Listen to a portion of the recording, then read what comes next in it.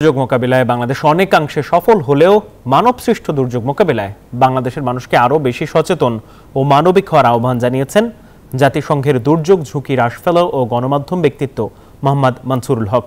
News 24-এ তিনি জানান, প্রাকৃতিক দুর্যোগ মোকাবিলায় বাংলাদেশকে রোল মডেল হিসেবে দেখে বিশ্ব। দেশে প্রতি বছরই দেখা যায় ঘূর্ণিঝড়, বন্যা, ভূমিকম্প ও খরা। বঙ্গোপসাগর উপকূলে অবস্থিত এই দেশ প্রতিনিয়তই ঘূর্ণিঝড়ের কবলে পড়ে, ঝুঁকি রয়েছে ভূমিকম্পেরও। তবে সাম্প্রতিক বছরগুলিতে মানবসৃষ্ট দুর্যোগগুলিও এই ক্ষয়ক্ষতির পরিমাণ আরও বাড়িয়ে দিয়েছে। শক্তের আরেক নাম, একদম ইউনিক স্ট্রাকচারাল ডিজাইনের কসমিক ডোম, থেকে 50 বছরেরও বেশি। কসমিক ডোম। জাতিসংঘের দুর্যোগ ঝুঁকি হ্রাস ফেলো মনসুরুল হক জানান, প্রাকৃতিক দুর্যোগকে বাংলাদেশ যেভাবে মোকাবেলা করে তা থেকে শিক্ষা নেয় পুরো বিশ্ব।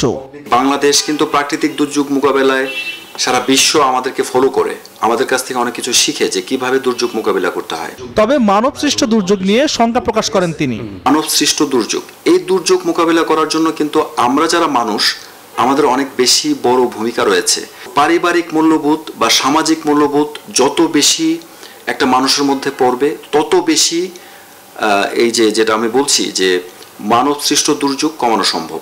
এই ফেলোর দাবি, প্রয়োজনীয় নৈতিক শিক্ষার জন্য পরিবার ও সমাজকে আরো গুরুত্ব আরোপ করা গেলেই অন্তত 70% মানবসৃষ্ট দুর্যোগ হ্রাস করা সম্ভব। অগ্নিকাণ্ডগুলো যে হচ্ছে, আল মোহাইমিনুল খান, নিউজ 24, ঢাকা।